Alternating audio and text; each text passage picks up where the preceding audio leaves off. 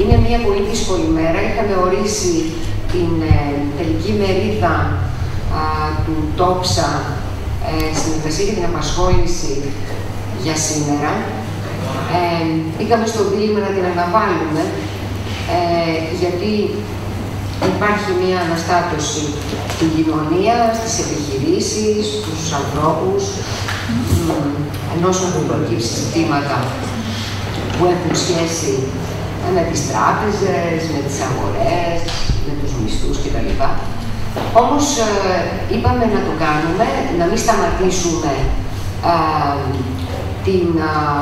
τη φόρα μας, την τελική ευθεία του προγράμματος,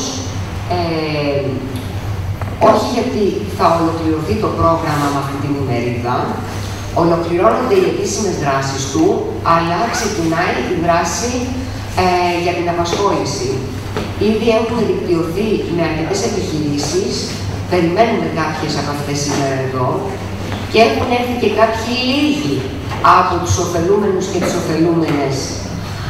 Προφανώς όχι γιατί βρήκανε δουλειά, αλλά ίσως γιατί δεν πιστεύουν ότι σε αυτές τις συνθήκες μπορούν να βρουν δουλειά. Λάθος. Όσο συνεχίζεται η ζωή, συνεχίζεται και η προσπάθεια για την βελτίωσή της, και η προσπάθεια για την απασχόληση αποτελεί καταλυτικό παράγοντα για τη ζωή του καθένα και της καθεμιάς. Προτού ξεκινήσουμε να κάνουμε μια αποτίμηση των δράσεων του προγράμματος και των αποτελεσμάτων του, και προτού κάνουμε και μια αναφορά στην τοπική αγορά εργασίας και στην εικόνα που παρουσιάζει, τα προβλήματα και τις προοπτικές της, αλλά και στις καλές πρακτικές που ακολουθήσαμε στο πρόγραμμα σχετικά κυρίως με την Επαγγελματική Συμβουλευτική και την ψυχοκοινωνική υποστήριξη, θα καλέσουμε το Γενικό Γραμματέα του Δήμου, γιατί αυτές οι μέρες έχουν βάλει πολλά καθήκοντα και στους Δήμους, και βιάζονται οι άνθρωποι να επανέλθουν στα καθήκοντά τους, γιατί υπάρχουν πολύ σοβαρά ζητήματα για τις τοπικές κοινωνίες και αυτές τις μέρες,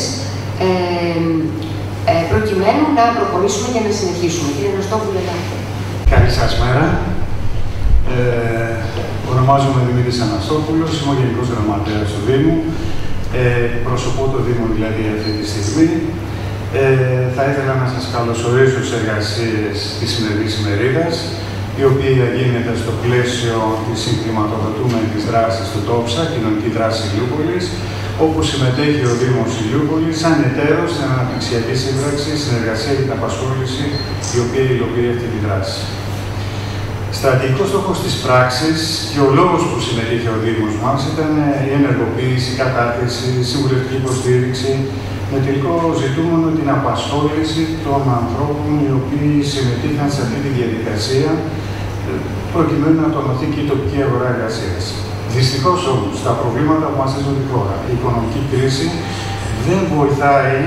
δεν βοήθησε με αποτελεσματικό τρόπο υλοποίηση αυτής της δράσης. Εκτιμώ ότι θα υπάρξουν και καλύτερες μέρες. Δεν είναι ότι η συνέχεια θα είναι έτσι η χώρα. Αναλυτικότερη συζήτηση θα έχετε, όπως είπε η κυρία Θανασοπούλου. Εγώ εύχομαι καλή επιτυχία στη σημερινή ημερίδα και εύχομαι καλύτερες μέρες για όλους μας. Σας ευχαριστώ.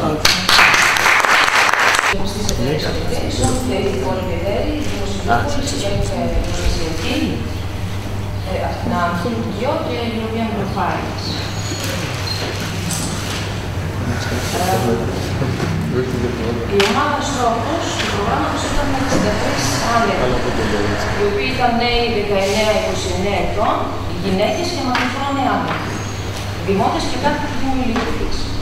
Τώρα από τους 100 υποψηφίους που είχαμε, επιλέχθηκαν 63 άτομα, ενώ τελικά ωφελήθηκαν 45, που σημαίνει ότι ολοκλήρωσαν το πρόγραμμα και τις δράσεις δηλαδή κατάρτισης και συμβουλευτικής. Δηλαδή ένα ποσοστό 71,5%. Τα χαρακτηριστικά των ατόμων αυτών είναι νέοι από 25 έως 29, 14 άτομα, μακροχρόνια άνεργοι 27 άτομα και γυναίκες 31 άτομα. Ο βασικός στόχος του έργου ήταν η κινητοποίηση, η κατάρτιση, η συμβουλευτική υποστήριξη και η απασχόληση των ανέργων αυτών με τα προνομερόμενα χαρακτηριστικά που είπαμε. Η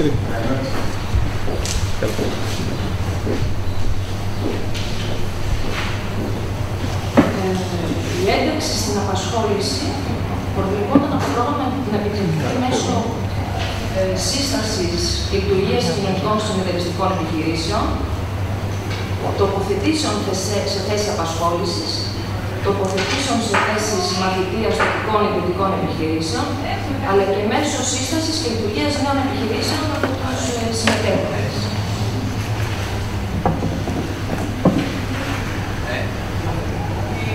Από τις προαναφερόμενες επιτεύξιμες τελικά μορφές απασχόλησης, πιθανότερες είναι η ετεροαπασχόληση και η μαθητεία.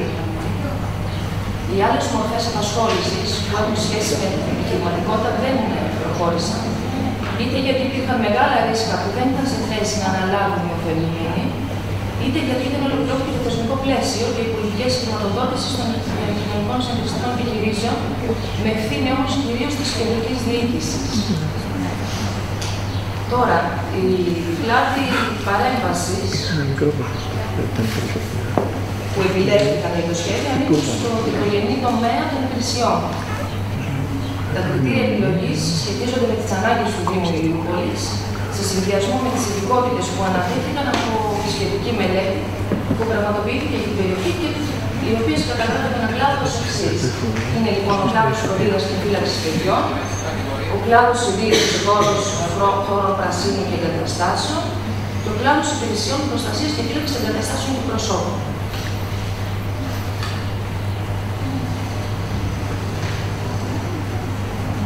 Τώρα, οι δράσεις που πραγματοποιήθηκαν ήταν με τη σειρά, όπως αναφέρονται, έρευνα, μελέτη, καταγραφή των βασικών χαρακτηριστικών των ανέργων της τοπικής αγοράς στο Δήμο Ηλιούπολης, ψυχοκοινωνική και επαγγελματική υποστήριξη, δικτύωση με επιχειρήσεις, πληροφόρηση και δημοσιότητα, επαγγελματική κατάρτιση και πρόθεση στην απασχόληση.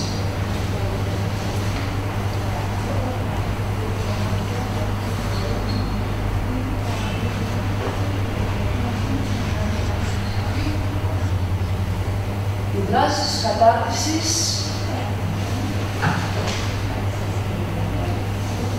είχαν στόχο την βελτίωση της απασχολησιμότητας και επιχειρηματικότητας των οργανωμένων της πράξης, ΤΟΠΣΑ, μέσω της απόκτησης νέων γνώσεων και δεξιοτήτων σε ειδικότητες που ζητούνται στην αγορά εργασίας. Η κατάρτιση πραγματοποιήθηκε σε 3 θεματικά αντικείμενα. Κάθε πρόγραμμα είχε διάρκεια 125 ώρες και αφορούσε σε θεωρητική κατάρτιση, όπως και σε πρακτική άσκηση στα γνωστικά αντικείμενα του προγράμματος και σε συναφείς θέσεις εργασίας φορέων, επιχειρήσεων και οργανισμών με σχετικό αντικείμενο. Τα αντικείμενα συγκεκριμένα ήταν στελέχη υπηρεσιών φροντίδας και φύλαξης παιδιών, τεχνική συντήρηση χώρων πρασίνων και εγκαταστάσεων και προσωπικό προστασίας και φύλαξης εγκαταστάσεων και προσώπων.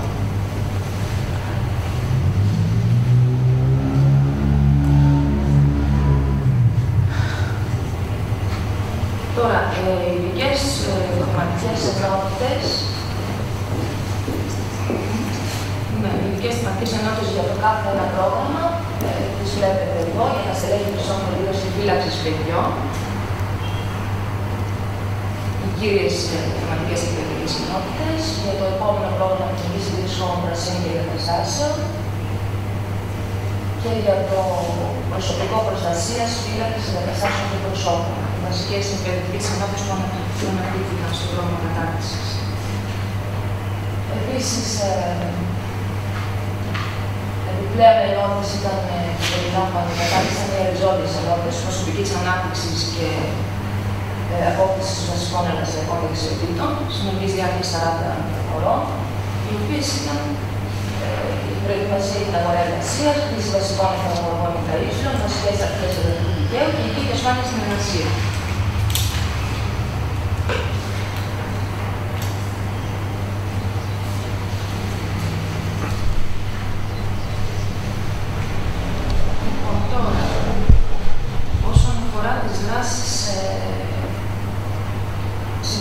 Συμβουλευτικής υποστήριξης. Όλοι οι ωφελούμενοι συμμετείχαν σε ατομικές και ομαδικές συνεδρίες. Το ενδεικτικό περιεχόμενο αναφέρεται εδώ, όπως το βλέπετε, της Κοινωνικής Συμβουλευτικής. Ήταν τεχνικές επικοινωνίας, διαχείριση άγχους, διαχείριση θλίψης, λειτουργία δυναμική ομάδα, προσδιορισμός συγκεκριμενοποίηση στόχων, τεχνικές ανάπτυξης αξιοποίηση ικανοτήτων, οριοθέτηση ανάπτυξη ικανότητας εστίασης, διερεύνηση δεξιοτήτων και εμποδίων, η σημαντικότητα των αποφάσεων, διερεύνηση αναγκών, σχέδιο δράσης, αναπροσδιορισμός στόχων.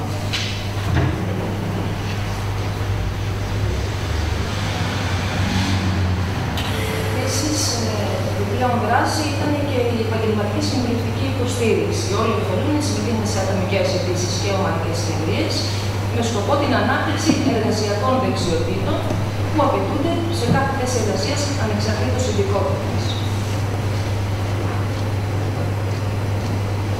Οι ανάλογες δράσεις της συμβουλευτικής είναι αυτές όπως τις βλέπετε: αξιολόγηση επαγγελματικής προσωπικότητας, αξιολόγηση επαγγελματικών αξιών, αξιολόγηση δυνατοτήτων λήψης αποφάσεων, αυτοεξερεύνηση ατομικών δεξιοτήτων, στοχοθεσία, σύντομη και μακροπρόθεσμη στόχη, βελτίωση αυτοεκτίμησης, επαγγελματική επιτυχία, αυτοαξιολόγηση ατομικών ικανοτήτων, στρατηγικές γραφής βιογραφικού σημειώματος, συνοδευτικές επιστολές, οδηγίες γραφής δείγματα και δικτύωση με την αγορά εργασίας και συνέντευξη.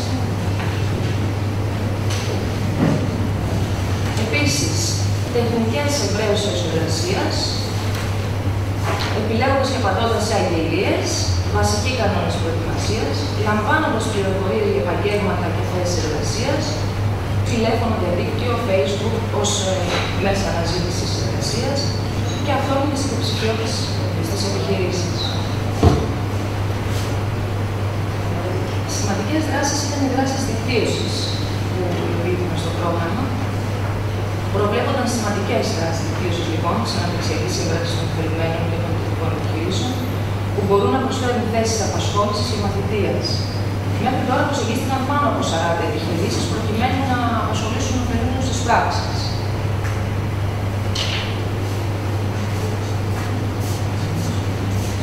Ωστόσο, οι ενέργειες δικτύωσης συνεχίζονται με αρκετά προβλήματα και δυσκολίες ως προς το αποτέλεσμα λόγω της συνεχιζόμενης ύφεσης και οικονομικής κρίσης, αλλά και λόγω χαμηλού ενδιαφέροντος για απασχόληση αρκετών συμμετοχών με το πρόγραμμα.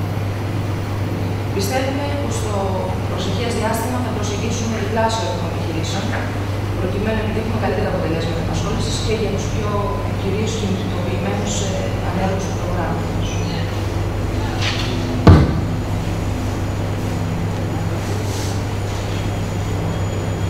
Επίσης, υλοποιήθηκαν 3 θεματικά εργαστήρια για το προγράμματος στο πλαίσιο της δικτύωσης. Ήταν το εργαστήριο για την ενημέρωση και προσέλκυση των οφειλουμένων. Το δεύτερο ήταν το εργαστήριο για την ενημέρωση και προσέλκυση επιχειρήσεων και κοινωνικών εταίρων και υπήρξε και το εργαστήριο ανάπτυξης εργαλείων συμβουλευτικής πρόθεσης στην απασχόληση. Τώρα, επιπρόσθετα, με όσα περιλάμβανε το πρόγραμμα, προσφέραμε τα εξής: πρόσθετη εκπαίδευση και καθοδήγηση στην ομάδα των συμμετεχόντων του προγράμματος Security για τη συμμετοχή του σε εξετάσεις πιστοποίησης επαγγελματικών γνώσεων και δικαιωμάτων από το ΦΠΑ. Σε αυτές τις δραστηριότητες συμμετείχε και ένα μικρό μέρος βέβαια της ομάδας, τους οποίους μετά την έκδοση των αποτελεσμάτων πιστοποίησης θα προωθήσουμε για απασχόληση σε ειδικές επιχειρήσεις.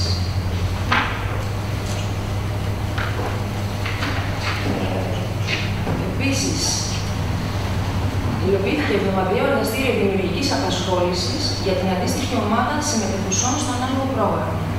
Το εργαστήριο συμπλήρωσε τη θεωρητική κατάρτιση στην ουσία που παρουσιάστηκε το ΚΕΠ ευρωεργασιακή και πραγματοποιήθηκε με μορφή καθοδήγησης, μέσω της οποίας οι συμμετέχουσες δημιούργησαν μικρά και ελεκτικά προγράμματα δημιουργικής απασχόλησης για παιδιά που τα παρουσίασαν σε μια πολύ όμορφη εκδήλωση. Και τέλος, προσφέρθηκε μια πρόσθετη διδασκαλία στη χρήση φυσικών εφαρμογών σε ενδιαφερόμενους συμμετέχοντες του προγράμματος της νομικής διάρκειας αντοκτώρων και δυνατότητα πιστοποίησης γνώσεων και δεξιοτήτων με το πρότυπο πιστοποιητικό ύφους. ήταν η συνολική παρουσίαση. Θέλω να προσθέσω δύο πράγματα. Ποια ήταν τα βασικά προβλήματα που αντιμετωπίσαμε στο πρόγραμμα, τα οποία συνεχίζουμε και αντιμετωπίζουμε, τουλάχιστον στο πρώτο που θα αναφερθώ. Το πρώτο πρόβλημα που αντιμετωπίζουμε είναι το πρόβλημα της χρηματοδότησης του έργου. Το έργο έχει ξεκινήσει εδώ και 1,5 χρόνο και από τις 4 δόσεις χρηματοδότησης έχουμε λάβει μόνο την πρώτη στην αρχή του προγράμματος που αφορούσε τις δράσεις Επαγγελματικής Συμβουλευτικής και ενημέρωσης. Στην περιφέρεια Αττικής, που είναι ο φορέας χρηματοδότησης και εποπτείας του προγράμματος, έχει κατατεθεί όλο το υλικό που απαιτείται για να κατατεθεί η δεύτερη δόση εδώ και πάρα πολύ καιρό. Μας έχει έρθει μία επιστολή από την περιφέρεια ότι είμαστε τυπικά και ουσιαστικά ok, αλλά δεν υπάρχουν χρήματα στα ταμεία της προκειμένου να προχωρήσει η χρηματοδότηση. Αυτό δεν αφορά μόνο το δικό μας σχέδιο, αφορά όλα τα σχέδια της περιφέρειας Αττικής. Γι' αυτό έχει ζητηθεί επίσημα από επίσημους φορείς που συμμετέχουν σε αυτά τα έργα παράταση του προγράμματος, το οποίο τυπικά λύγει σήμερα, 36 έως 39, προκειμένου να χρηματοδοτηθούν τα έργα, να πάρουν οι άνεργοι τα επιδόματα κατάρτισης που δεν τα έχουν πάρει, να πάρουν οι εταίροι τη χρηματοδότηση για τα έξοδα που έχουν κάνει χρηματοδοτώντας ουσιαστικά το πρόγραμμα και να ολοκληρωθεί και ο κύκλος της πρόθεσης της απασχόλησης. Να ολοκληρωθεί η ενέργεια που λέγεται δικτύωση με τις επιχειρήσεις και προώθηση της απασχόλησης. Εδώ είμαστε τώρα. Τώρα, σε ό,τι αφορά τις μορφές απασχόλησης, πιστεύω ότι για να κλείνω το προηγούμενο, ότι θα δοθεί αυτή η παράταση, άσχετα αν δεν έχει δοθεί μέχρι σήμερα. Είναι πολύ αδρανειακές οι διαδικασίες πολλές φορές στο δημόσιο τομέα και επειδή με ρωτούσαν σήμερα και από το Δήμο, τους είπα ότι σε άλλες περιπτώσεις είχε εκπνεύσει το χρονικό διάστημα λήξης των προγραμμάτων και πήραν αποφάσεις αναδρομικά 2 μήνες μετά. Επομένως, δηλαδή, δεν έχουμε μπροστά μας τη χρηματοδότηση και το χρονοδιάγραμμα του έργου. Αφήνουμε πίσω μας το παλιό χρονοδιάγραμμα και περιμένουμε οι αρχές να ανταποκριθούν στις απαιτήσεις του προγράμματος. Εδώ έχουμε φτάσει. Λοιπόν, τώρα, σε ό,τι αφορά την απασχόληση, για το πρόγραμμα προβλεπόταν 4 μορφές απασχόλησης. Οι κοινωνικές συνεταιριστικές επιχειρήσεις, για τις οποίες είχαμε αναφερθεί και στο ξεκίνημα του προγράμματος. Να θυμίσω πολύ συνοπτικά ότι οι κοινωνικές συνεταιριστικές επιχειρήσεις μπορούν να ιδρύουν οι ίδιοι άνεργοι, προκειμένου να παρέχουν υπηρεσίες σε επίπεδο ιδιωτικής αγοράς εργασίας ή ακόμα και προμηθεύοντας το δημόσιο ή τους οργανισμούς τοπικής αυτοδιοίκησης με τις υπηρεσίες αυτών των επιχειρήσεων. Όμως, σκοντάψαμε σε 2, όχι εμείς, όλα τα σχέδια της χώρας, δηλαδή όλο το κομμάτι της απασχόλησης, είτε στα έργα ΤΟΠΣΑ, που είναι το δικό μας, είτε στα έργα ΤΟΠΕΚΟ, που είναι και για πιο ευάλωτες κοινωνικές ομάδες, όλο το κομμάτι της απασχόλησης που αφορούσε κοινωνική συνεταιριστική επιχειρηματικότητα έχει ανατραπεί. Τουλάχιστον σε ένα ποσοστό, ό,τι ακούμε, 95%. Αυτό γιατί. Πρώτον, δεν ολοκληρώθηκε το θεσμικό πλαίσιο, υπήρχαν πολλά ξεγυρίσματα στον τρόπο λειτουργίας και διοίκησης αυτών των επιχειρήσεων. Και το δεύτερο και σημαντικότερο, δεν υπήρξαν χρηματοδοτικά σχήματα, χρηματοδοτήσεις των ανέργων για να συστήσουν κοινωνικές συνεταιριστικές επιχειρήσεις. Διότι είναι σαφές ότι ο άνεργος, ο μακροχρόνια άνεργος που μπαίνει σε ένα τέτοιο πρόγραμμα, δεν έχει τα λεφτά να τα πάρει ως κεφάλαιο για να ξεκινήσει με τέτοια δραστηριότητα. Λένε λοιπόν ότι προβλέπονται στο μέλλον, στο άμεσο μέλλον, χρηματοδοτήσεις, αλλά το δικό μας πρόγραμμα τελειώνει, όπως και όλα τα υπόλοιπα, και επομένως αυτές οι χρηματοδοτήσεις ή θα μείνουν στάση, είτε θα αφορούν μελλοντικά προγράμματα. Το δεύτερο είναι ότι είχαμε και μία διαβεβαίωση από όλους τους ΟΤΑ που συμμετείχαν σε αυτά τα προγράμματα, ότι θα ενισχύσουν την κοινωνική συνεταιριστική επιχειρηματικότητα ουσιαστικά πληρώνοντας υπηρεσίες που θα παίρνουν από τις κοινωνικές συνεταιριστικές επιχειρήσεις, αλλά το εγχείρημα σταμάτησε, καθώς τα πρώτα δημοτικά συμβούλια που πήγαν να το κάνουν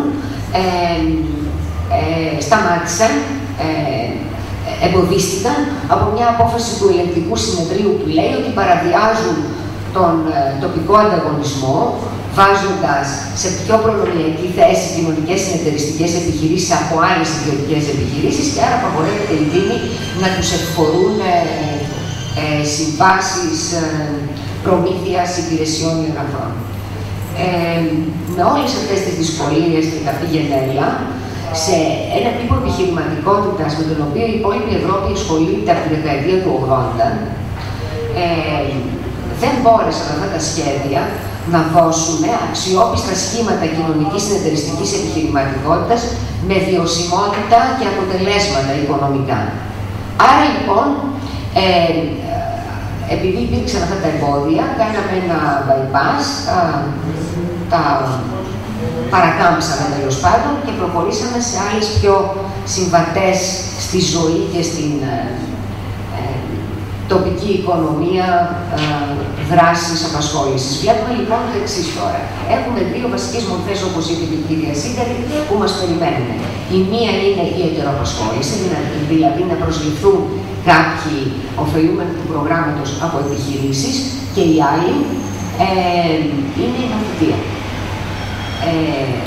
Για την ιδιωτική επιχειρηματικότητα, δηλαδή για να συστήσετε εσείς ατομικές επιχειρήσεις, δεν υπήρξε ενδιαφέρον, δεν υπήρξαν κεφάλαια, δεν υπήρξε ενδιαφέρον.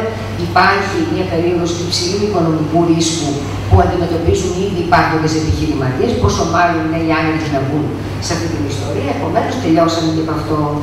Έτσι λοιπόν έχουμε επικεντρωθεί σε αυτές τις δύο ενδεχόμενες λύσεις. Σε ό,τι αφορά την ετεροαπασχόληση, είναι και τρέχει, τελειώνει σήμερα, αλλά θα πάρει παράταση, σας το λέω, το πρόγραμμα επιδότησης επιχειρήσεων για την πρόσληψη ωφελουμένων από προγράμματα ΤΟΠΣΑ το ΠΕΚΟ μέχρι 380 ευρώ το μήνα. Περίπου η επιχείρηση, αν δώσει το βασικό, πρέπει να χρηματοδοτήσει με 200 ευρώ το μήνα κάποιον άνεργο και είναι υποχρεωτική η απασχόληση τουλάχιστον για 3 μήνες. Αυτό λοιπόν είναι το ένα πρόγραμμα για το οποίο έχουν ενδιαφερθεί αρκετές επιχειρήσεις, και υπάρχει και το πρόγραμμα μαθητείας, το οποίο στην αρχή προβλεπόταν να δώσει ως δυνατότητα για τους ανέργους να μπουν σε επιχειρήσεις, να παρέχουν υπηρεσία εργασία μαθαίνοντας και μέσα από αυτή την εργασία να αποκτήσουν μία εμπειρία επαγγελματική και να μπορούν είτε να προσληφθούν από αυτές, αφού θα έχουν μία διαρκή συνέντευξη μαζί τους επί 3 μήνες, είτε από άλλες επιχειρήσεις.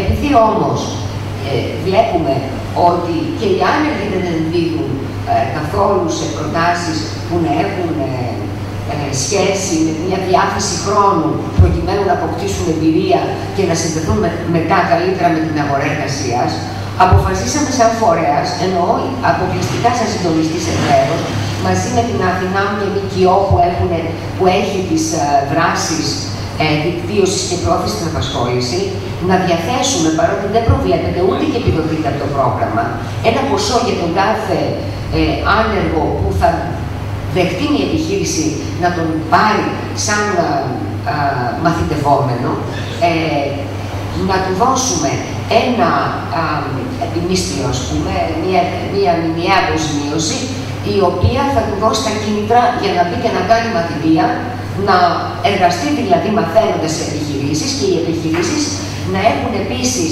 ενδεχομένως τον χρόνο να αποφασίσουν αν θέλουν κάποιους ανέργους να κρατήσουν. Είναι μια επίσημη μορφή πρόθεση στην απασχόληση μαθητεία που δίνεται σαν ευκαιρία το ίδιο το πρόγραμμα. Απλά δεν υπάρχει ούτε υποχρέωση στους επιχειρηματίες να πληρώνουν, ούτε στους ανέργους να πληρώνονται. Εμείς λοιπόν κάνουμε μια υπέρβαση και λέμε ότι οι πιο κινητοποιημένοι και αποφασισμένοι άνεργοι ωφελούμενοι του προγράμματος και άνεργες θα τύχουν της δικής μας αρρωγής για να κάνουν μια πληρωμένη μαθητεία. Ήδη βλέπουμε και από τη σημερινή συμμετοχή ότι είναι πάρα πολύ λίγοι οι άνθρωποι οι οποίοι ήρθαν εδώ πέρα για να ακούσουν τι δυνατότητες έχουν η απασχόληση ή ποιες δεν έχουν ενδεχομένως.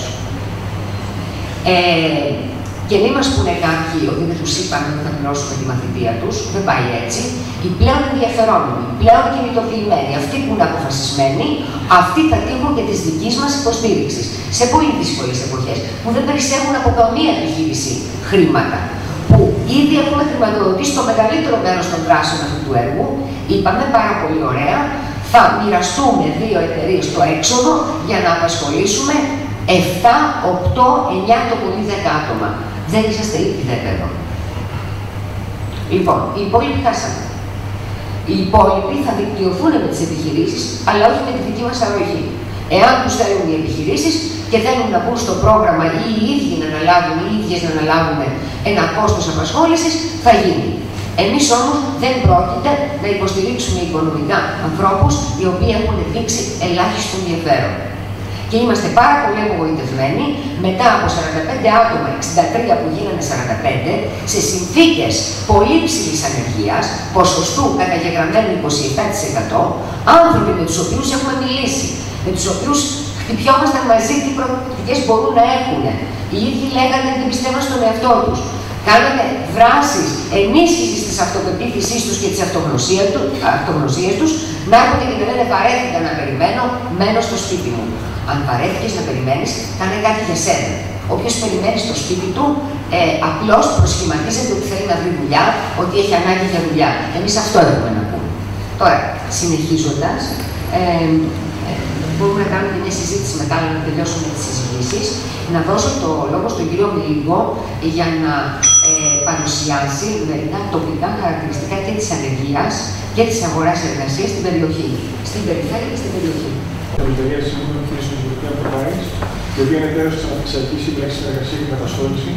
Η παρουσίαση μελέτης έρευνα τοπικής αγοράς εργασίας για το Δήμο Ηλιούπολης εκπονήθηκε στο πλαίσιο του έργου Συνεργασία και Απασχόληση, το οποίο υλοποιείται στο πλαίσιο του προγράμματος Φυσικά Σχέδια για την Απασχόληση προσαρμοσμένες ανάγκες των τοπικών αγορών εργασίας.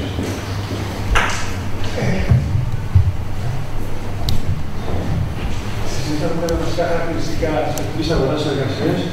Με βάση τα στοιχεία της αυτογραφής του 2011, ο Δήμος Ηλιούπολης έχει πληθυσμό 35.850 κατοίκους και είναι από τους μεγαλύτερους δήμους του κεντρικού τομέα περιφέρειας Αττικής.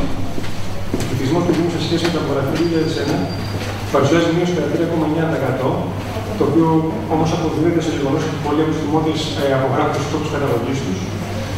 Με βάση τα σχετικά στοιχεία της Εθνικής Στατιστικής Υπηρεσίας, το 50,9% του πληθυσμού είναι οικονομικά ενεργός και το 49,1% μη οικονομικά ενεργός. Σήμερα οι απασχολούμενοι το 78% του οικονομικά ενεργού πληθυσμού και οι άνεργοι σχεδόν το 22%.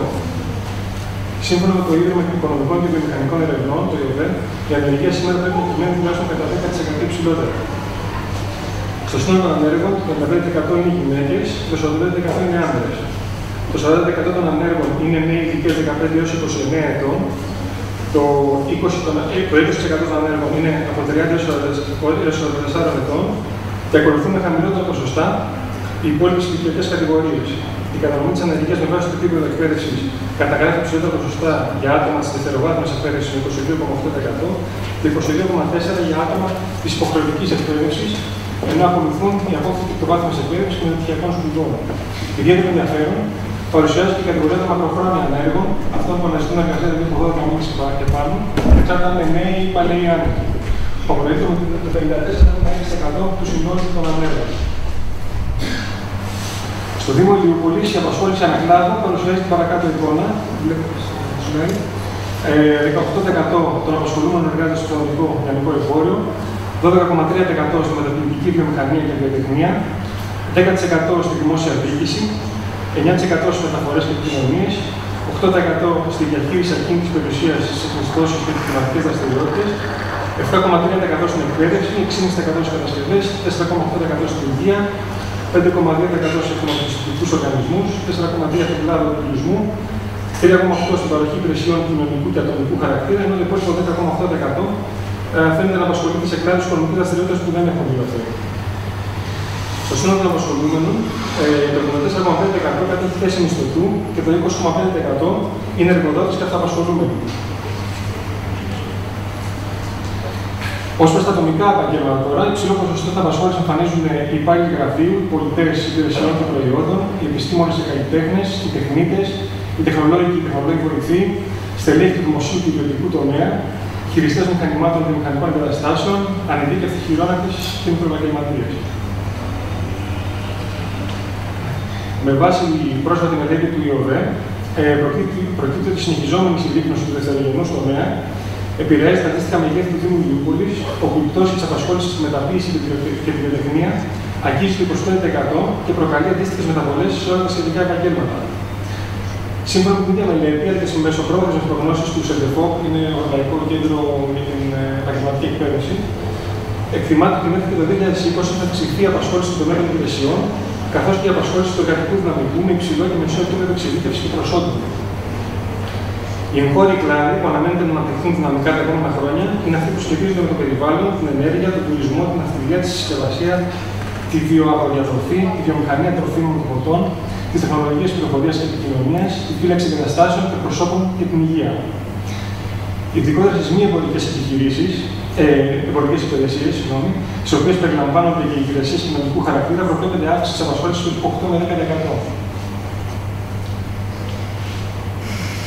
Τα βασικότερα προβλήματα που αντιμετωπίζονται στο Δήμο Ηλιούπολης σχετίζονται με την ελκυστικότητα της περιοχής εξαιτίας σημαντικών προβλημάτων που ασκούν ανασχετική επίδραση, όπως είναι το ελκυστικό περιβάλλον που δέχεται σημαντικές πιέσεις από την αστική δόμηση, τους οδικούς άξονες που βρίσκονται σε κατάσταση κυκλοφοριακής ασφυξίας και με προβλήματα στάθμευσης, προβλήματα επέκτασης των ελεύθερων χώρων και χώρων πρασίνου, καθώς και σημαντικά προβλήματα προστασίας του περιαστικού πρασίνου, κυρίως στη θερινή περίοδο. Η ειδική εξυπηρέτηση από επίγεια μέσα μαζικής μετακίνησης μη σταθερής τροχιάς και τις σοβαρές δηλώσεις σε υποδομές διαχείρισης στερεών και υγρών αποβλήτων. Μια άλλη κατηγορία είναι το παραγωγικό περιβάλλον, όπου εντοπίζονται κυρίως τα ακόλουθα προβλήματα.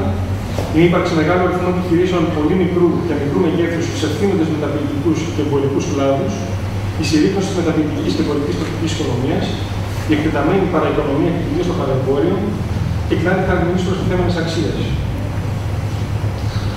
Ένα άλλο προβληματικό πεδίο είναι η κοινωνία της γνώσης και της καινοτομίας, η οποία στερεί σημαντικά στην αξιοποίηση των τεχνολογιών πληροφορίας και επικοινωνίας από τις τοπικές επιχειρήσεις και τη δημόσια διοίκηση. Ένα άλλο έργο που παρουσιάζει και σημαντικές ελλείψεις προσχολικής και σχολικής στέγης, υποδομών εξοπλισμού στην εκπαίδευση, αλλά και στην κοινωνική πολιτική. Τέλος, στην απασχόληση και την κοινωνική συνοχή, προβλήματα που ανακύπτουν αφορούν σε ελλείψεις στον τομέα της πρωτοβάθμιας φροντίδας και πρόνοιας, κυρίως των παιδιών και των ηλικιωμένων, η εμφάνιση φαινομένων κοινωνικού αποκλεισμού, η αύξηση χρηστών εξαρτησιωδών ουσιών και αύξηση της εγκληματικότητας, η υψηλή ζωή μεταναστών που δημιουργεί πρόσθετες ανάγκες σε υποδομές σε τομείς όπως είναι η εκπαίδευση, η πρόνοια, η υγεία και άλλα, ελλείψεις στον τομέα κοινωνικής μέρημνας για παιδιά και νέους, το υψηλότερο ποσοστό μακροχρόνιας ανεργίας και ανεργίας κυρίως των νέων και των γυναικών και το χαμηλό επίπεδο εκπαίδευσης και εξειδίκευσης ομάδων πληθυσμού με υψηλή ανεργία. Σε συνδυασμό με τα παραπάνω, που αναλύθηκαν, οι πλέον περιοριστικοί παράγοντες που συντελούν στην αύξηση της ανεργίας είναι η αντιμετώπιση του φαινομένου της ανεργίας μέσα από παθητικές πολιτικές, η αναδιάρθρωση του δευτερογενούς τομέα παραγωγής, κυρίως της υποδομής, που συμπαρασύρει με εξαφανισμό εκατοντάδες μικρές επιχειρήσεις που συνδέονται με τον κλάδο, η έλλειψη πόρων και νομοθεσίας για προσλήψεις σε δραστηριότητες και τομείς παρέμβασης του Δήμου, όπως είναι η πράσινη ανάπτυξη του περιβάλλον και η κοινωνική πολιτική, η αύξηση του κόστους απασχόλησης λόγω του υψηλού μη μισθολογικού κόστους, η έλλειψη εξειδικευμένου ανθρώπινου δυναμικού, ικανό να ανταποκριθεί στις ανάγκες ποιοτικών θέσεων εργασίας. Παράλληλα με τα προβλήματα και τους περιοριστικούς παράγοντες για την ανάπτυξη και την απασχόληση, συνυπάρχουν τα πλεονεκτήματα και δυνατότητες της περιοχής. Η περιοχή του Δήμου Ηλιούπολης, καθώς είναι μια διαρκώς αναπτυσσόμενη περιοχή, εμφανίζει σημαντικούς πόρους και υποδομές στην κατεύθυνση της πράσινης ανάπτυξης, των κοινωνικών υποδομών, των πολιτιστικών και εθνικών δραστηριοτήτων, της εγκατάστασης και λειτουργίας μεγάλης κλίμακας εμπορικών επιχειρήσεων και επιχειρήσεων του πρωτογενούς τομέα. Ως προς τις επιχειρήσεις, παρά τα προβλήματα και τα χαρακτηριστικά των μικρών επιχειρήσεων που αναφέρθηκαν προηγουμένως, εκείνες που επιβιώνουν διαθέτουν την ανθεκτικότητα και την ευελιξία σε περιβάλλον κρίσης που τους δίνουν την ικανότητα να ενισχυθούν περαιτέρω ή ακόμα και να δημιουργηθούν νέες επιχειρήσεις, κάνοντας χρήση πόρων του ΕΣΠΑ, όπως είναι το επιχειρησιακό πρόγραμμα ανταγωνιστικότητα και επιχειρηματικότητα, στηρίζοντας την τοπική ανάπτυξη και απασχόληση. Στο κλάδο του πράσινου, του περιβάλλοντος, ο Δήμος διαθέτει ένα πλεονεκτικό περιαστικό και αστικό πράσινο με έκταση σχεδόν 430 στρεμμάτων, που περιλαμβάνει 7 άλυση και το ρέμα της Μικροδάφνης, ασκώντας ευεργετική επιρροή όχι μόνο στο μικροκλίμα της περιοχής του Δήμου, αλλά και στην ευρύτερη κοινότητα περιοχής της περιφέρειας Αττικής. Ως προς την αναδιάρθρωση των λειτουργών του Δήμου, η μείωση πόρων και ο περιορισμός του προσωπικού στις δραστηριότητες κοινωνικού χαρακτήρα θα μπορούν να πληρωθεί σε σημαντικό βαθμό μέσω παραδείγματος έγκρισης κοινωνικών επιχειρήσεων.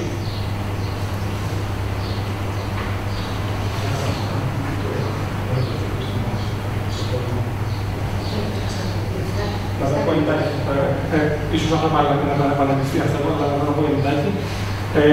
Το σχέδιο λοιπόν, το λόγο σχέδιο λοιπόν πρόκειται να παρέμβει στους ανέργους του γενικού πληθυσμού, οι οποίοι σύμφωνα με την ανάλυση που προηγήθηκε προβλεπόταν να έχουν ανέλθει σε ποσοστό 24% του οικονομικά ενεργού πληθυσμού του Δήμου ως το τέλος του 2013. Κατά τη διαδικασία επιλογής των ωφελουμένων, δόθηκε ιδιαίτερη προτεραιότητα στους ανέργους που ανήκουν σε ομάδες οι οποίες εμφανίζονται υψηλότερα ποσοστά ανεργίας, όπως είναι οι μακροχρόνιοι άνεργοι, που εκπροσωπούν το 54,6% του συνόλου των ανέργων ή το 12% του ενεργού πληθυσμού. Οι νέοι άνεργοι ηλικίας 18-29 ετών, οι οποίοι ανέρχονται στο 40% του συνόλου των ανέργων. Και οι άνεργες γυναίκες, οι οποίες εκπροσωπούν το 55% του συνόλου των ανέργων. Οι γυναίκες, μάλιστα, μεταξύ άλλων, αντιμετωπίζουν το σοβαρό πρόβλημα των διακρίσεων που πολλές φορές υφίστανται λόγω φύλου στους χώρους εργασίας, καθώς και το πρόβλημα της συμφιλίωσης της οικογενειακής με την επαγγελματική ζωή. Και τα οποία αποτελούν και αυτά πρόσθετα εμπόδια στην απασχόλησή τους. Το εκπαιδευτικό επίπεδο της ομάδας του ΟΚ κατά κύριο λόγο είναι χαμηλό και μέσο, δηλαδή απόφυγη υποχρεωτικής εκπαίδευσης και απόφυγη δευτεροβάθμιας εκπαίδευσης. Οι κλάδοι στους οποίους παρεμβαίνει το σχέδιο στην περιοχή του Δήμου Ηλιούπολης ανήκουν, όπως αναφέρει στο μέτρο των υπηρεσιών. Τα κριτήρια επιλογής σχετίζονται με τις ανάγκες του Δήμου αλλά και της τοπικής οικονομίας και είναι οι εξής. Ο κλάδος φροντίδας και φύλαξης παιδιών, όπου παρατηρείται η ανάγκη κυρίως για φύλαξη και δημιουργική απασχόληση παιδιών σχολικής αλλά και προσχολικής ηλικίας με βασικές προϋποθέσεις επιτυχίας, το χαμηλό κόστος παροχής υπηρεσιών και το υψηλό επίπεδο ποιότητας των παρεχόμενων υπηρεσιών. Συνεχίζει ο κλάδος συντήρησης χώρων πρασίνων και εγκαταστάσεων, όπου ο Δήμος έχει λάβει στην αρμοδιότητα υπόβερα και κρίσιμα στρατηγικής επιφάνειας 330 και 97 στρεμμάτων αντίστοιχα, αλλά και σημαντικές εκτάσεις πρασίνων όπως προαναφέρθηκα.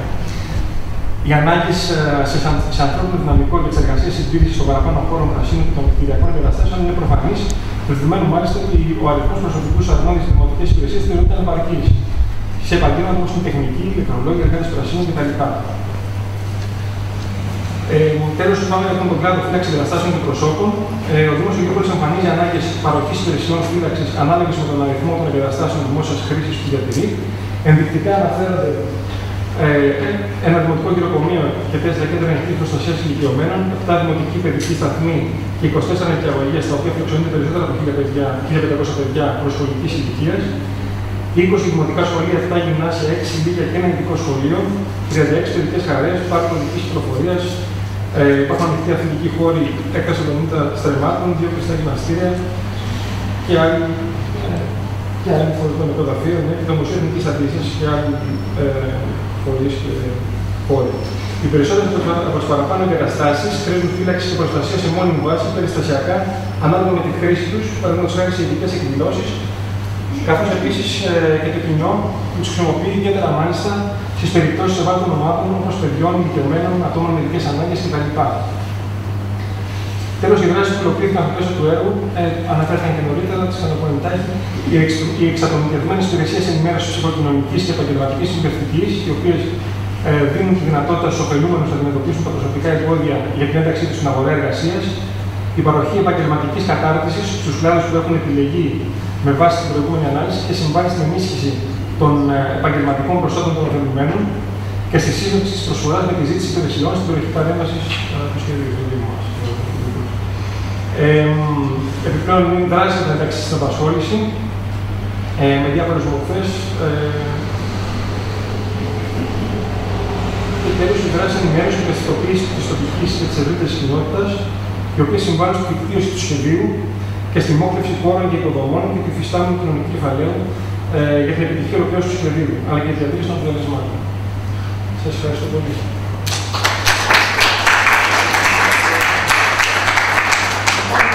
Έχουμε τις εξής επιλογές. Ή κάνουμε ένα διάλειμμα. Θα σας μιλήσω για μία παράμετρο που αφορά δράσεις του έργου που υλοποιήθηκαν πάνω στην ψυχοκοινωνική και επαγγελματική συμβουλευτική. Θεωρούμε μάλιστα τις δράσεις που πραγματοποιήθηκαν ως μια πολύ καλή πρακτική του προγράμματος και θεωρώ σε αυτό το ακροατήριο που περίμενα ότι θα ήταν διαφορετικό και κάτω από διαφορετικές συνθήκες, αλλά έτσι η ζωή, κάνει ανατροπές, θα ήθελα να μιλήσω για αυτή την παράμετρο της Επαγγελματικής Συμβουλευτικής, η οποία δεν είναι μια καινούργια καραμέλα που μιλάμε στα προγράμματα, παλιά είχαμε την κατάρτιση, τώρα έχουμε την Επαγγελματική Συμβουλευτική, αύριο κάτι άλλο, αλλά είναι μια πολύ ουσιαστική παρέμβαση στο ανθρώπινο δυναμικό οποιασδήποτε ηλικίας, χώρας, κλίμου κτλ. Προκειμένου να βελτιώσει τις κοινωνικές και εργασιακές δεξιότητες του, προκειμένου να ενταχθεί σε μια θέση εργασίας, αλλά και να διατηρήσει μια θέση εργασίας. Ας πούμε λιγάκι για το θεωρητικό πλαίσιο που έβαλε την Επαγγελματική Συμβουλευτική με πολύ απλά λόγια και ενδιαφέρουσες επισημάνσεις. Η μετάβαση από την εποχή του στρατιωτικού στον οικονομικό ανταγωνισμό σε παγκόσμιο επίπεδο και η μετάβαση σε μια οικονομία βασισμένη στη γνώση και στην πληροφορία, που είναι και η φάση που διανύει η ανθρωπότητα, τουλάχιστον οι αναπτυγμένες χώρες, δημιούργησε ένα νέο περιβάλλον με ανασφάλεια και αβεβαιότητα για την εργασία. Και αυτό για όλους τους ενήλικες. Οι τεχνολογικές αλλαγές που συντελούνται και η ροή των πληροφοριών πραγματοποιείται με πρωτοφανείς γρήγορους ρυθμούς και έτσι οι άνεργοι και εργαζόμενοι νιώθουν σημαντική πίεση για διαρκή προσαρμογή στα νέα δεδομένα και στις νέες εξελίξεις. Το περιεχόμενο της εργασίας όλων των ειδικοτήτων αλλάζει διαρκώς σε κάθε επιχείρηση και σε κάθε θέση εργασίας. Στους εργασιακούς χώρους υπάρχουν όλο και λιγότερες δυνατότητες εξέλιξης και αναρρίχησης στην επαγγελματική και εργασιακή ιεραρχία. Έκτακτο ανθρώπινο δυναμικό αντικαθιστά έμπειρους και παλιούς εργαζόμενους. Η ανασφάλεια και η αβεβαιότητα, οι αναταράξεις στη σταδιοδρομία οδηγούν όλο και περισσότερους ανθρώπους στο συμπέρασμα ότι οι παλιές συνταγές για επαγγελματική ασφάλεια και αναρρίχηση, όπως λόγου χάρη η σκληρή εργασία, δεν είναι αποτελεσματικές στις νέες συνθήκες. Η υπερβολική εργασία δεν κάνει διακρίσεις και στα φύλλα. Πολλές γυναίκες παραπονιούνται πως δεν έχουν χρόνο να περάσουν με την οικογένειά τους, να εναρμονίσουν την επαγγελματική με την οικογενειακή τους ζωή. Οι αλλαγές στην παραγωγή και στην εργασία υποχρεώνουν ανέργους και εργαζόμενους να επαναπροσδιορίσουν την έννοια επιτυχία. Καθώς όλο και ελαστικιστοποιούνται οι κλίμακες ανόδου στη σταδιοδρομία, το κλειδί της επαγγελματικής καταξίωσης δεν μπορεί να ταυτιστεί με την κατάκτηση της κορυφής στην επαγγελματική ιεραρχία, όπως αυτό συνέβαινε τις προηγούμενες δεκαετίες. Έτσι παρατηρείται μια στροφή από την αναζήτηση της επιτυχίας στην εργασία στην αναζήτηση της επιτυχίας στη ζωή. Χιλιάδες άνθρωποι, γυναίκες και άνδρες, χρησιμοποιούν πλέον ως κριτήριο προσωπικών αξιών και δεσμεύσεων την επιτυχία της προσωπικής ζωής και ως κριτήριο μέτρησης της επιτυχίας τις ευκαιρίες να εκφράσουν προσωπικές αξίες μέσα από πολλαπλούς ρόλους. Παραδείγματος χάρη εργασία και οικογένεια και κοινωνία και θελοντισμός κλπ. Αντί να ζουν για να εργάζονται, οι νέοι εργαζόμενοι αποφασίζουν ότι έχει μεγαλύτερο νόημα να εργάζονται για να ζουν. Αυτές είναι μερικές από τις σύγχρονες προκλήσεις στον τομέα της επαγγελματικής ανάπτυξης που αντιμετωπίζουν και οι άνεργοι και οι εργαζόμενοι όταν καταφεύγουν στην επαγγελματική συμβουλευτική. Ταυτόχρονα αυτές είναι προκλήσεις και για την ίδια την επαγγελματική συμβουλευτική. Οι προβληματισμοί και τα ζητήματα που προκύπτουν στο νέο πλαίσιο που ορίζει την επαγγελματική σταδιοδρομία δημιουργούν σύγχυση, συγκρούσεις απόψεων και αντιλήψεων σε αυτήν την συμβουλευτική υποστήριξη. Οι τάσεις οι καινούργιες της επαγγελματικής συμβουλευτικής υποχρεωτικά αγγίζουν μια ολιστική προσέγγιση επαγγελματικών, εργασιακών και προσωπικών επιλογών με νέες ιδέες και πρακτικές που εφαρμόσαμε και εμείς σε αυτό το έργο. Οι παλιοί μύθοι καταρρίπτονται. Ποιοι είναι αυτοί οι παλιοί μύθοι? Πρώτος μύθος. Οι επαγγελματικές αποφάσεις μπορούν να λαμβάνονται ανεξάρτητα από τις υπόλοιπες αποφάσεις ζωής του ανθρώπου, του ατόμου, του κάθε ατόμου. Δεύτερον, η επαγγελματική συμβουλευτική δεν πρέπει να φύγει προσωπικά ζητήματα. Τρίτον, οι σύμβουλοι σταδιοδρομίες δεν χρειάζεται να έχουν ευρεία κατάρτιση για τις συμβουλευτικές υπηρεσίες που παρέχουν. Τέταρτον, η επαγγελματική συμβουλευτική δεν ενδιαφέρεται για το γενικότερο πλαίσιο επιλογών και την κουλτούρα των ατόμων που υποστηρίζει. Πέμπτον, η επαγγελματική συμβουλευτική απαιτείται μόνο για τη λήψη αποφάσεων που συνδέονται με τη σταδιοδρομία και μόνο. Και έκτον, τελειώνει με τη λήψη επαγγελματικών αποφάσεων αυτή η υπηρεσία. Οι παραπάνω λοιπόν μύθοι διαψεύδονται, δημιουργώνται σε ένα νέο πλαίσιο, στο οποίο κυριαρχούν νέες ιδέες και πρακτικές όπως οι εξής.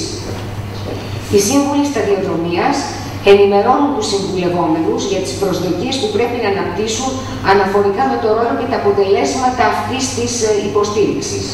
Οι υποστηριζόμενοι θα πρέπει να κατανοούν ότι οι επαγγελματικές αποφάσεις δεν μπορούν να λαμβάνονται μεμονωμένα και ανεξάρτητα από τις υπόλοιπες αποφάσεις ζωής. Στην επαγγελματική συμβουλευτική δεν συζητώνται, επιλύονται μόνο θέματα εργασίας, καθώς κάτι τέτοιο οδηγεί τα άτομα σε λάθος επιλογές. Επίσης, πρέπει να αντικατοπτρίζει όλες τις επιλογές ζωής, καθώς αυτές από κοινού υφαίνουν το σύνολό της. Η ποιότητα ζωής του ατόμου επηρεάζεται αρνητικά από προβληματικές επαγγελματικές επιλογές και αντίστροφα. Οι λάθος επαγγελματικές επιλογές ανατρέπουν ή επηρεάζουν αρνητικά τη ζωή του ανθρώπου και τα θέματα της επαγγελματικής ανάπτυξης είναι θέματα συνολικής ατομικής ανάπτυξης. Η αντιμετώπιση των επαγγελματικών ζητημάτων μέσα από την ολιστική προσέγγιση απαιτεί και οι σύμβουλοι από την άλλη μεριά να έχουν ένα υψηλό επίπεδο γνώσεων και εμπειριών. Κρίσιμο σημείο εκκίνησης για αυτή την προσέγγιση επαγγελματικής συμβουλευτικής αποτελεί η σαφής κατανόηση του τρόπου που η οικογένεια και το πολιτιστικό περιβάλλον του ατόμου επηρεάζουν τις αντιλήψεις για τους ρόλους της ζωής του. Η μελέτη ανάλογων μηνυμάτων που μεταδίδει το ευρύτερο περιβάλλον σχετικά με το τι χρειάζεται κάποιος ή κάποια ικανός εργαζόμενος σύζυγος, γονιός, πολίτης, σύντροφος κλπ. Βοηθά τους συμβούλους να εξετάσουν και να ερμηνεύσουν συμπεριφορές, αξίες, δυνατότητες και να βοηθήσουν τα άτομα στην εξειδικευμένη υποστήριξη που παρέχουν. Η επαγγελματική ανάπτυξη είναι μια ισόβια δραστηριότητα, καθώς και οι επαγγελματικές αναζητήσεις δεν τελειώνουν με την εφαρμογή μιας επιλογής. Βρήκα μια δουλειά δεν σημαίνει ότι τελείωσα με το θέμα της επαγγελματικής μου ανάπτυξης, της απασχόλησης και της καριέρας μου. Οι προβληματισμοί και οι ανησυχίες για επαγγελματική σταδιοδρομία αυξομειώνονται ανάλογα στους ενήλικες. Και έτσι η επαγγελματική συμβουλευτική υποστήριξη είναι αναγκαία σε περιόδους, παραδείγματος χάρη, ανάληψης μεγαλύτερων ευθυνών που συνδέονται με τη διαχείριση άλλων ανθρώπων στην εργασία, συναδέλφων, υφιστάμενων, προϊστάμενων, ζητημάτων δουλειάς, διαχείρισης εργασιακού άγχους, επιτυχούς αντιμετώπισης νέων καθηκόντων κλπ. Επομένως, ο νέος ορισμός της επαγγελματικής συμβουλευτικής δίνει έμφαση σε μια ισόβια και ολιστική προσέγγιση, διαβίου δηλαδή επαγγελματική συμβουλευτική, εφόσον διαβίου αγωνιζόμαστε για επαγγελματική επιβίωση και για απασχόληση. Ορίζεται ως λοιπόν η διαδικασία κατά την οποία ένα σύμβουλος συνεργάζεται με συμβουλευόμενες και συμβουλευόμενους για να τους βοηθήσει να αποξαφνίσουν, να προσδιορίσουν, να εφαρμόσουν αποφάσεις σχετικά με την εργασία τους, αλλά και να τους βοηθήσει να προσαρμοστούν στις νέες συνθήκες δουλειάς, καθώς αυτές, όπως είπαμε και πριν, αλλάζουν διαρκώς. Οι συνήθεις δραστηριότητες λοιπόν σε αυτό το νέο πλαίσιο της επαγγελματικής συμβουλευτικής είναι συνεργασία στην εφαρμογή και ερμηνεία αξιολογήσεων που συνδέονται με τα χαρακτηριστικά της προσωπικότητας των ατόμων, επαγγελματικές αξίες, επαγγελματικά ενδιαφέροντα, επαγγελματικές ικανότητες. Και στο δικό μας σχέδιο διερευνήσαμε, αξιολογήσαμε μέσα από ψυχομετρικά αυτές τις ικανότητες για τον καθένα, για την καθεμιά σας. Χρήση συστημάτων σχεδιασμού σταδιοδρομίας και επαγγελματικής πληροφόρησης που ενισχύουν την κατανόηση και την προσαρμογή στον εργασιακό κόσμο, γενικά και ειδικά. Παροχή υποστήριξη στη βελτίωση δεξιοτήτων δικτύωσης, συνέντευξης και σύνταξης βιογραφικών, υποστήριξη στη σύνθεση ατομικού σχεδίου δράσης, εκπαίδευση στις τεχνικές ευρέσεως εργασίας δεξιοτήτων για τη συνέντευξη και σύνταξη βιογραφικού, υποστήριξη στην αντιμετώπιση συγκρούσεων στην εργασία μέσω ανάπτυξης διαπροσωπικών ικανοτήτων, δυναμισμός, επικοινωνία, αποφασιστικότητα και άλλα τέτοια χαρακτηριστικά, υποστήριξη στην κατανόηση της ενσωμάτωσης του συσχετισμού της αλληλεπίδρασης εργασιακών και άλλων ρόλων της ζωής μας και τέλος την υποστήριξη στην αντιμετώπιση σημαντικών προβλημάτων όπως εργασιακό στρες, απώλεια εργασίας, αλλαγές σταδιοδρομίας, νέες αποφάσεις κλπ. Ο συμβουλευόμενος, οι συμβουλευόμενοι δεν είναι μόνοι που αξιολογούν τα προβλήματα που χρειάζονται επίλυση. Ο σύμβουλος σταδιοδρομίας, εφόσον αυτά τα προβλήματα του τεθούν με μια ειλικρίνεια και ανοιχτότητα, αξιολογεί επίσης μια σειρά σημαντικών πεδίων που αποκαλούνται δεξιότητες απασχολησιμότητας και σχετίζονται με γνώσεις και δεξιότητες που έχει ο συμβουλευόμενος και είναι οι εξής. Πρώτον, αφορούν στη διερεύνηση δυνατοτήτων και ευκαιριών σταδιοδρομίας και λήψη αποφάσεων. Τα άτομα συνήθως δυσκολεύονται να πάρουν αποφάσεις, καθώς δεν γνωρίζουν εναλλακτικές επαγγελματικές δυνατότητες ή ευκαιρίες που μπορούν να βρουν. Άρα, απαιτείται πληροφόρηση για την αγορά εργασίας, αυτογνωσία ως προς τις αξίες, τα ενδιαφέροντα, τις γνώσεις και δεξιότητες, σε συνδυασμό με κοινωνικές μεταβλητές, όπως είναι η οικογένεια, οι φίλοι, η φροντίδα άλλων ανθρώπων εντός και εκτός οικογένειας κλπ. Δεύτερον, στην ανάπτυξη επαγγελματικών και γενικών δεξιοτήτων. Τα άτομα μπορεί να μην διαθέτουν τις απαιτούμενες δεξιότητες για να αξιοποιήσουν τις επαγγελματικές τους ευκαιρίες. Πρέπει λοιπόν να κατανοήσουν την ανάγκη εκπαίδευσης ή κατάρτισης σε μια διαβίου διαδικασία επαγγελματικής ανάπτυξης και να ενταχθούν και να εντάσσονται σε σχετικά προγράμματα κατά περιόδους. Στις τεχνικές αναζήτησης εργασίας. Καθορίζονται από την κουλτούρα της αγοράς εργασίας και αλλάζουν διαρκώς. Υπάρχουν πολλοί καλοί επιστήμονες που δεν διαθέτουν τις απαιτούμενες δεξιότητες για να βρουν δουλειά. Όπως να φτιάξουν ένα πορτφόλιο με τις εργασίες τους, να μπορούν να αναλύσουν την αγορά εργασίας, να επικοινωνήσουν με εργοδότες αποτελεσματικά, να σταθούν με πολύ ψηλό βαθμό ανταπόκριση και επιτυχία σε μια συνέντευξη και ούτω καθεξής. Όσοι πάλι θέλουν να γίνουν επιχειρηματίες, πρέπει να μάθουν πώς στείνεται, πώς διοικείται, πώς λειτουργεί μια επιχείρηση, πώς αναλαμβάνονται τα ρίσκα, μια σειρά από ζητήματα που έχουν σχέση με δεξιότητες επιχειρηματικότητας. Τέλος, ως προς τις δεξιότητες διατήρησης εργασίας. Πολλοί άνθρωποι βρίσκουν δουλειά, αλλά δυσκολεύονται να τη διατηρήσουν και να εργαστούν με επιτυχία. Γιατί στο εργασιακό περιβάλλον υπάρχουν συχνά περισσότεροι άτυποι κανόνες και προϋποθέσεις από την τυπική. Οι συμβουλευόμενοι πρέπει να μάθουν να θεμελιώνουν θετικές σχέσεις και με προϊστάμενους και με υφιστάμενους και με συναδέλφους και να διαμορφώνουν συνθήκες επαγγελματικής ανάπτυξης όλων των μελών της ομάδας στην οποία συμμετέχουν. Οι άνθρωποι που προσέρχονται στη συμβουλευτική ή προσεγγίζονται τους συμβούλους για να υποστηριχθούν στο πλαίσιο ενός ορισμένου προγράμματος, αντιμετωπίζουν προβλήματα απασχολησιμότητας σε παραπάνω του ενός πεδία. Δηλαδή, είπαμε τώρα για 5 πεδία πριν, ο καθένας έχει ανάγκες πάνω από ένα ή και σε όλα. Οι διαστάσεις αυτών των προβλημάτων είναι ευρύτατες και καθοριστικές για την απασχόληση και παρουσιάζονται μεταφορικά σαν ένας οδικός χάρτης που περιλαμβάνει δρόμους, εμπόδια και στάσεις. Οι στάσεις είναι καθοριστικές. Σε αυτές οι άνθρωποι, είτε είναι γυναίκες είτε άντρες, εξασφαλίζουν τα μέσα για να μπορούν να συνεχίσουν την πορεία τους προς την εργασία μέσω της διαβίου μάθησης, της διαβίου συμβουλευτικής, των διαβίου εμπειριών που ταξινομούν, αναλύουν, μελετούν, βελτιώνοντας τον εαυτό τους και τους άλλους. Φυσικά πρέπει να πούμε ότι εκτός από την επαγγελματική συμβουλευτική υποστήριξη που σαν κλάδος έχει εξελιχθεί και παρέχει υπηρεσίες όχι μόνο σε άνεργους αλλά και σε εργαζόμενους και σε στελέχη, υπάρχει και ένας άλλος παράγοντας που είναι το κομμάτι της ατομικής εμπειρίας. Δηλαδή, όταν κάποιος επιχειρεί, είτε με επιτυχία είτε με αποτυχία, αποκτά ένα συγκεκριμένο σύνολο εμπειριών. Μέσα από αυτές τις εμπειρίες μαθαίνει την επόμενη φορά που θα επιχειρήσει. Αν μαθαίνει τις εμπειρίες του, θα είναι πιο εύστοχος. Άρα, Η επαγγελματική συμβουλευτική υποστήριξη μαζί με την αυτογνωσία, την αυτοεκτίμηση, τη δυνατότητά μας να προχωράμε, να κάνουμε στάσεις για να αφουγκραζόμαστε τι συμβαίνει γύρω, να το αξιολογούμε, να αξιολογούμε τον εαυτό μας και τη συμπεριφορά του απέναντι στο περιβάλλον και ξανά η συνέχιση της πορείας είναι ο μοναδικός δρόμος που θα βοηθήσει τον καθένα και την καθεμιά να μπορεί να συνεχίσει μέσα από εύκολες ή πάρα πολύ δύσκολες και αντίξωες καταστάσεις την πορεία της ζωής του. Δεν απογοητευόμαστε, δεν λέμε σήμερα εγώ νιώθω ανεπαρκής, η αγορά δεν μπορεί να ανταποκριθεί, δεν υπάρχουν θέσεις εργασίας, άρα σταματώ.